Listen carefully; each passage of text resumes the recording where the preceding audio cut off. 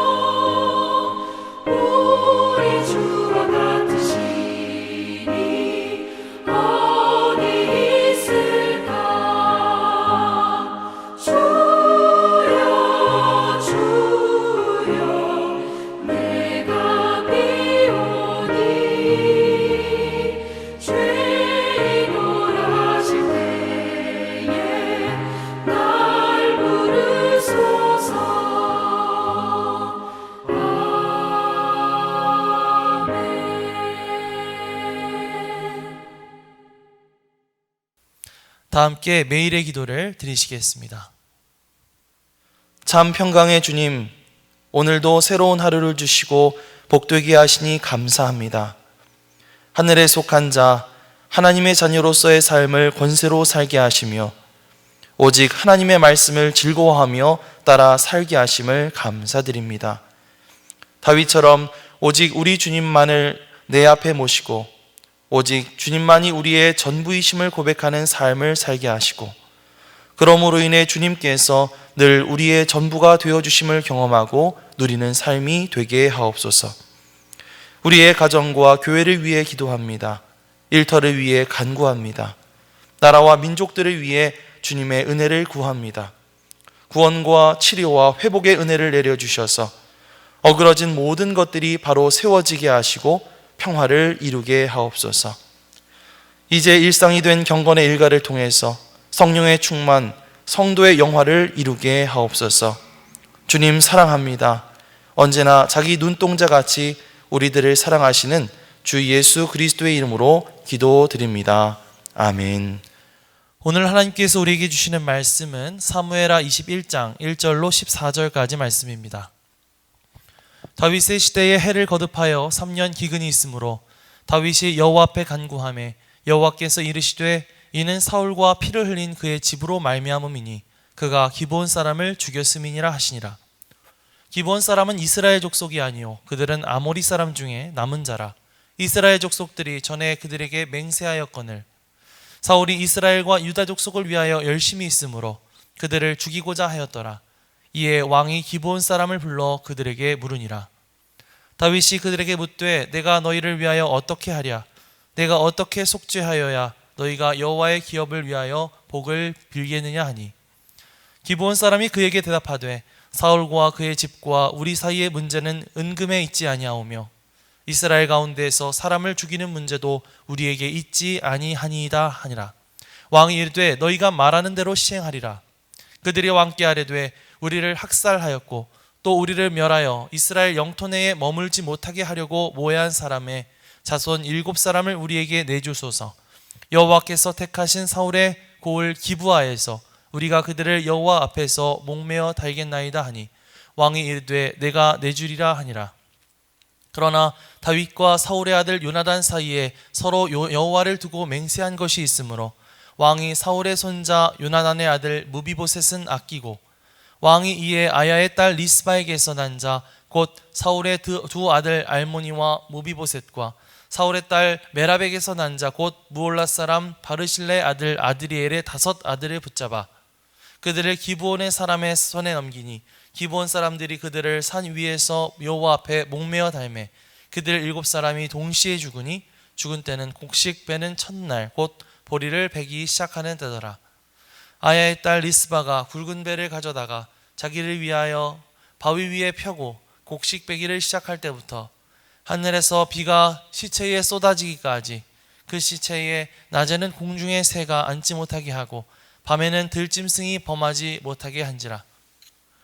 이에 아야의 딸 사울의 첩 리스바가 행한 일이 다윗에게 알려지매 다윗이 가서 사울의 뼈와 그의 아들 요나단의 뼈를 길앗 야베스 사람에게서 가져가니 이는 전에 블레셋 사람들이 사울을 길보아에서 죽여 블레셋 사람들이 벳산 거리에 매단 것을 그들이 가만히 가져온 것이라. 다윗이 그곳에서 사울의 뼈와 그 아들 요나단의 뼈를 가지고 올라오매 그 사람들이 그 달려 죽은 자들의 뼈를 거두었다가 사울과 그의 아들 요나단의 뼈와 함께 베냐민 땅 살라에서 그의 아버지 기스의 묘에 장사하되 모두 왕의 명령을 따라 행하니라. 그 후에야 하나님이 그 땅을 위한 기도를 들으시니라. 이는 하나님의 말씀입니다. 아멘. 할렐루야. 오늘도 말씀을 듣는 여러분의 심령마다 주의 성령께서 함께해 주시기를 간절히 축원합니다. 이 고대 사회에서는 이 농사를 짓고 또 가축을 기르는 일이 주된 산업이었죠. 그렇기 때문에 당시에 비가 오지 않고 흉년이 든다는 것은 정말 너무나 치명적인 재해가 닥쳤음을 의미했습니다. 그래서 우리나라에서도 옛 기록들을 살펴보면 나라에 가뭄이 들었을 때에는 그것이 임금과 신하들이 자신들의 도리를 다하지 못하였기 때문에 생겨난 결과라고 여기면서 스스로를 돌아보며 또 반성하며 기우제를 드렸다는 그런 기록들이 남아있죠. 오늘 말씀에서도 이 다윗의 시대에 닥쳐왔던 3년의 기근, 이 기근의 시간은 너무나도 견디기 힘든 것이었을 것입니다. 이런 어려움 속에서 다윗은 하나님께 다시 비를 내려달라고 그렇게 힘써 간구하게 되는데요. 그런데 하나님께서 그런 다윗에게 아주 뜻밖의 말씀을 하시는 것이죠. 1절 말씀 함께 보겠습니다. 다윗의 시대에 해를 거듭하여 3년 기근이 있으므로 다윗이 여호와 앞에 간구하매 여호와께서 이르시되 이는 사울과 피를 흘린 그의 집으로 말미암음이니 그가 기브온 사람을 죽였음이니라 하시니라.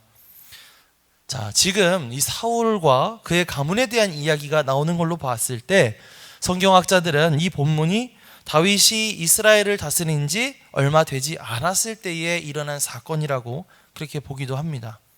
아무튼 하나님은 다윗에게 뭐라고 말씀하셨죠? 이스라엘의 기근이 닥친 원인이 바로 저기 있는 사울과 그의 가문 때문이다, 이렇게 말씀하시죠. 사울이 무고한 기브온 사람들을 닥치는 대로 죽였기 때문이라는 것인데요. 도대체 이게 무슨 말일까요? 2절에 나와 있는 설명처럼 본래 기브온 사람들은 이 가나안에 살던 아모리 족속의 일부였다는 것이죠. 그런데 이전에 여호수아를 선두로 나간 그 땅을 정복해 나가면서 이스라엘 백성들에게 이 기브온 사람들이 나타나게 됩니다. 이들은 마치 먼 곳에서부터 이 화친을 맺기 위하여 찾아온 사신들로 변장하고는 이스라엘 백성들과 화친의 언약을 맺게 되죠. 나중에 거짓말이 들통나게 되지만 이미 이스라엘 백성들과 언약을 맺은 사이가 되었기 때문에 이 기브온 사람들은 목숨을 부지하게 되고 또 이스라엘 백성들 사이에서 함께 살게 되었습니다. 자, 그런데 사울 왕은 그렇게 오랫동안 맺어왔던 이스라엘과 기브온의 그 언약을 깨뜨린 것이죠. 그래서 기브온 사람들을 마구 학살하고 이스라엘 영토에서 몰아내려고 했던 것입니다. 그래서 하나님은 다윗에게 그 얘기를 하시는 것이죠. 하지만 지금 이 문제는 이스라엘이라는 한 국가의 흥망이 달린 일이었기 때문에 다윗은 당장 이 기브온 사람들을 불러 묻습니다.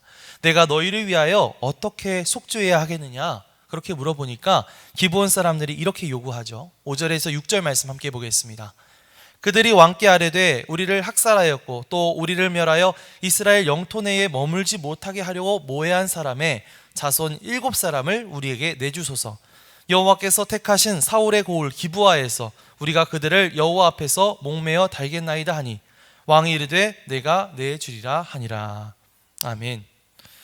자, 기브온 사람들은요, 자신을 학살하고 추방하려고 했었던 이 사울의 자손 7명을 내어달라고 이야기합니다.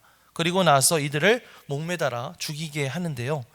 물론 사울의 자손을 7이나 처형하게 된 것은 참 안타까운 일이긴 하지만 그때 당시에 사울 왕과 그 가문이 무수히 많은 이 기브온 사람들을 학살하고 핍박했던 것들을 생각해 보면 그거에 비하면 세 발의 피라고 얘기할 수 있을 것 같습니다. 그렇게 기브온 사람들은 사울의 자손들을 처형하는 일을 어디에서? 사울의 고향이었던 기브아로 가서 거행했다는 것이죠. 그리고 오랫동안 그곳에 그 시신들을 방치해 두었습니다. 자, 오가면서 그 시신들을 바라보는 그 기브아 사람들과 또 한편으로 사울과 관련된 사람들의 심정은 어땠을까요? 당연히 좋지 않았을 것입니다. 사울이 왕권을 잡고 살아있는 권력을 휘두를 때까지만 하더라도 덩달아 그 가문 사람들, 고향 사람들 괜히 어깨가 으쓱하고 콧대가 높이 올라갔을 것입니다. 그래서 사울이 기브온 사람들을 핍박했던 일이 하나님 앞에서 맺은 언약을 깨뜨리는 일임에도 불구하고 거기에 동조했을 것입니다. 그런데 지금 상황은 어떻게 되었죠? 사울은 전쟁터에서 참혹하게 죽게 되었고 왕권은 그 가문에서 멀어지게 되었고 온 이스라엘이 3년의 극심한 이 가뭄에 시달리게 되었고 그 7자손이 고향에서 처형당하는 그런 모습을 지켜보야만 하지 않았습니까? 우리가 이런 모습들을 상상해 보면서 반드시 기억해야 할 것들이 있습니다. 그것은 바로 죄의 문제죠. 죄는 반드시 그 대가를 치르게 된다는 사실이고 우리의 과거의 어떤 죄의 문제가 온전히 해결되지 못하게 될 때에 그것이 결국 내가 살아가는 현재의 삶 전체에 부정적인 영향을 끼칠 수가 있게 된다는 사실입니다. 사울이 과거에 저질렀던 여러 가지 참혹한 죄악들 그리고 거기에 동참하고 동조했던 죄가 결국 자신들에게 돌아오고 이스라엘 전체의 재앙으로 이어졌던 것처럼 내가 과거에 저질렀던 이런 죄의 문제를 하나님 앞에 온전히 해결하려고 하지 않고 시간이 지났다고 방치해 둔다면 그것은 결국 내 인생 전체를 뒤흔드는 아주 부정적인 영향을 끼칠 수밖에 없다는 것입니다. 그렇기 때문에 우리는 우리의 이 죄악을 하나님 앞에 맡기고 고백하며 용서를 구해야 할 줄 믿습니다. 기원후 4세기 초대 기독교가 낳은 위대한 철학자이자 교부였던 성 아우구스티누스라는 사람이 있습니다. 그는 젊은 시절 방탕한 생활을 하다가 회심을 해서 예수님을 믿게 되었는데요. 그가 쓴 아주 유명한 이 고백록이라는 책이 있습니다. 그런데 그 고백록 책을 보면 이 아우구스티누스가 거기에서 자신의 아주 어릴 적, 이 유소년기부터 시작해서 이 젊은 시절에 이르기까지 자기가 어떠한 잘못을 저질렀고 어떠한 죄 가운데 살았는지 낱낱이 기록하고 있어요. 왜 그렇게 했을까요? 자신이 과거에 저지른 이 죄의 문제들이 참 얼마나 참 부질없는 짓이고 얼마나 참 잘못한 일이었는지를 하나님 앞에 모두 고백하고 또 회개하고 용서받기 위해서였죠. 더 이상 이 과거의 죄에 발목 잡히지 않고 이제 예수 그리스도 안에서 새로운 피조물로서 거듭난 삶을 살기 위함이었습니다. 성 아우구스티누스와 마찬가지로 만약 여러분에게 하나님 앞에 여전히 덮어두고 고백하지 못하고 있었던 그런 어떤 과거의 죄의 문제가 있다면 이 시간 예수 그리스도의 십자가 앞에 그것을 고백하며 나아갈 수 있게 되시기를 바랍니다. 예수 그리스도의 은혜로 죄의 사슬을 끊어버리고 과거의 죄의 영향에서부터 벗어나서 자유한 삶을 살아갈 수 있는 그런 저와 여러분들 되시기를 주님의 이름으로 간절히 축원합니다. 자, 그렇게 사울의 자손 중에서 7명이 처형을 당하게 되는데요. 10절 말씀을 보면 사울의 두 아들 알모니와 무비보셋의 어머니였던 사울의 첩 리스바라고 하는 사람이 나타나죠. 리스바는 시신이 날짐승, 들짐승들에게 뜯기지 않도록 밤낮으로 그 시신을 지킵니다. 비록 죄의 영향으로 인해서 죽게 된 것은 사실이었지만 적어도 그 시신만큼은 온전히 지키고자 하는 그런 어머니의 사랑 때문이겠죠. 다윗이 마침 그 소식을 듣게 됩니다. 그리고 다윗은 그 7명의 시신 뼈와 더불어서 길르앗 야베스 사람들이 보관하고 있던 이 사울과 요나단의 뼈를 함께 거두게 됩니다. 그리고 사울의 아버지 기스의 가족묘로 가서 이 장사를 지내게 되는데요. 이스라엘에서는 이렇게 보통 가족묘를 함께 쓰는데 사실 그때까지만 하더라도 사울과 요나단의 뼈가 아직 제대로 장사되지 못한 그런 상황이었던 것 같아요. 다윗은 이러한 모든 절차까지도 완전히 끝내게 되었죠. 14절 말씀 함께 보겠습니다. 사울과 그의 아들 요나단의 뼈와 함께 베냐민 땅 셀라에서 그의 아버지 기스의 묘에 장사하되 모두 왕의 명령을 따라 행하니라. 그 후에 하나님이 그 땅을 위한 기도를 들으시니라. 자, 그동안 거의 방치되다시피 했던 이 사울과 요나단의 뼈를 추리고 사울 가문의 죄로 인해서 처형당한 사울의 7 아들의 뼈를 정리하면서 가족묘에 모시는 것까지의 절차가 모두 다 끝나고 나자 하나님은 그 후에야 비로소 그 땅을 위한 기도를 들으셨다고 그렇게 성경은 말하고 있죠. 저는 이 구절을 읽으면서 어쩌면 하나님이 이스라엘 전체에 가뭄을 내리시고 그러면서 그 기도에 응답하지 않으셨던 이유가 뭘까? 그것은 단순히 사울 가문의 죄 때문만은 아닐 수도 있겠다라고 하는 생각을 해봤습니다. 그것은 자신의 왕이었던 사울과 그의 아들 요나단의 뼈까지도 제대로 수습하지 않고 오랫동안 그저 방치해둔 이스라엘의 그 무관심의 죄를 책망하려고 그렇게 외면해 오셨던 것이 아니었을까 하는 생각이 듭니다. 사울을 비롯한 이스라엘 백성들의 죄는 그동안 이 하나님으로부터 내려오는 그 복의 통로를 가로막고 있었죠. 마치 뱃수구에 물이 시원하게 빠져서 흘러가야 되는데 거기에 딱 뭔가 막혀서 물이 내려가지 않는 것처럼 하나님과 우리 사이에도 커다란 벽이 세워져 막혀 있는 것처럼 하나님과 이스라엘 백성들 사이에 이 기도의 통로가 서로 연결이 되어 있지 않았던 것입니다. 혹시 우리의 죄악으로 인해서 하나님과 우리의 그 기도의 통로, 이 축복의 통로가 가로막혀 있었던 것은 아니었을까요? 우리가 주님 앞에 우리의 모든 죄를 자복하고 회개하며 나아갈 때에 예수님께서는 하나님과 우리 사이에 있는 그 막혀진 벽을 허물어 주실 줄 믿습니다. 에베소서 2장 14절입니다. 그는 우리의 화평이신지라 둘로 하나를 만드사 원수된 것 곧 중간에 막힌 담을 자기 육체로 허시고 라고 말하고 있죠. 또 죄의 찌꺼기로 인해서 하나님과 우리 사이에 꽉 막혀있던 어떤 기도의 통로 혹은 복의 통로가 있었다고 한다면 이 시간 예수 그리스도의 능력으로 그것이 뻥 뚫려지는 역사가 일어날 수 있게 되시기를 바랍니다. 그래서 오늘도 하나님께서 부어주실 그 놀라운 응답의 역사, 축복의 역사를 기대하면서 내 자신을 하나님 앞에 새롭게 점검하며 나아갈 수 있는 그런 저와 여러분들이 되시기를 주님의 이름으로 간절히 축원합니다. 아멘. 기도하겠습니다. 하나님 감사합니다. 사울과 그 집이 저질렀던 과거의 죄가 온전히 해결되지 못했을 때 그 죄가 곰팡이처럼 퍼져 그 자손들을 죽게 하고 마침내 온 이스라엘의 재난이 되었던 것처럼 나의 현재 모습이 여전히 죄의 영향력 아래 놓여 있는 것은 아닌지 우리 스스로를 돌아보게 하심을 감사합니다. 과거에 해결되지 못했던 죄악의 사슬로 인해서 우리가 지금도 죄의 영향 가운데 살아가지 않도록 도와주시옵소서. 우리가 예수 그리스도를 의지해서 과감히 죄악의 사슬을 끊어낼 수 있도록 도와주시옵소서. 그래서 우리의 삶에 다시금 기도 응답의 역사, 놀라운 하나님의 역사가 일어날 수 있도록 인도하여 주시옵소서.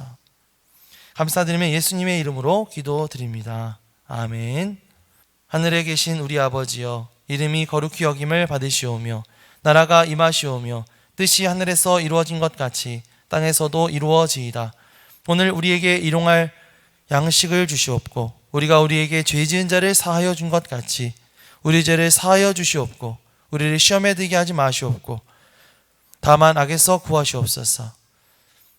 나라와 권세와 영광이 아버지께 영원히 있사옵나이다. 아멘.